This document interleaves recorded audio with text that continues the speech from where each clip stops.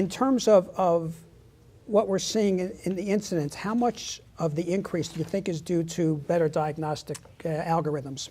I really don't think that can explain the increase. Now, clearly we are more aware of MS, particularly in the post-treatment era, because frankly, before we had disease-modifying therapies or DMTs, why would you want to rush to make a diagnosis of MS? It had very bad potential insurance implications. You had no cure.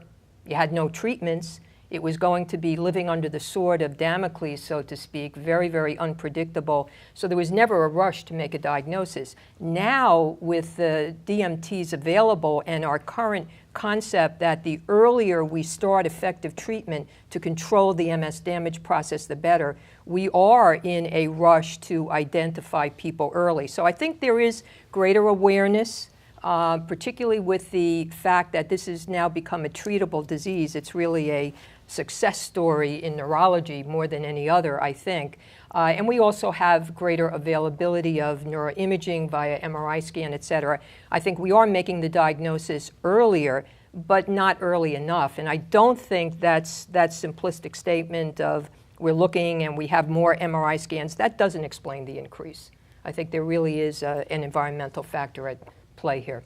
And so one of the other issues for discussion is when do individuals enter the healthcare system, at least with their MS, and who's caring for them. And let me turn to you, Leslie.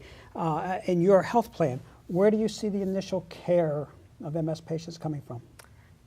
You would say that we see it all over. So like you, we think that people are definitely being diagnosed much earlier. People with chronic diseases, usually when they go into a health plan, don't change health plans. And so they stay if you normally have a chronic disease. Now with the new ACA rules, that will actually be changing a bit because people with chronic diseases, as you said, you did not want the connotation of having multiple sclerosis. There wasn't a lot to do. The treatment therapies, so the diagnosis could have been later.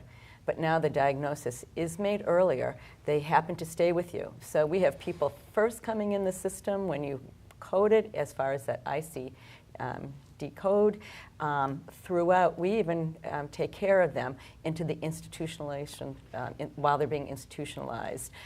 All through the gamut, we take care of them and have them. So at every different step, we do have them. So what I was trying to get at was who is it that's first coding them as MS? Definitely neurologists. Neurologists first? Definitely neurologists. And the primary care, the family practitioner may be sending them based upon what they think to the neurologist, but undoubtedly it was a neurologist that absolutely does put in the coding on that. Because Patricia and I are at tertiary quaternary care centers, so, and correct me if you disagree, most of what I see comes from other neurologists. And since I see a lot of people who've already seen you, I say most of what you see has come from other neurologists. But people don't usually go to the neurologist first. So correct. I think they are going to their primary care, either their primary care family doctor or their internist, who then sends them to the neurologist, who usually probably orders the MRI first too. Same for you? Yes, I would say most of the referrals are coming from neurologists, but we clearly see, for example, somebody presenting with an optic neuritis, that venue to us is generally from our neuro-ophthalmologist being referred in as a first attack, clinically isolated syndrome, and then occasionally OBGYN and occasionally primary care. But generally the non-neurologist would feel very uncomfortable about making a diagnosis of MS. Even if they suspect it, they're going to want to have a neurologist kind of direct that workup.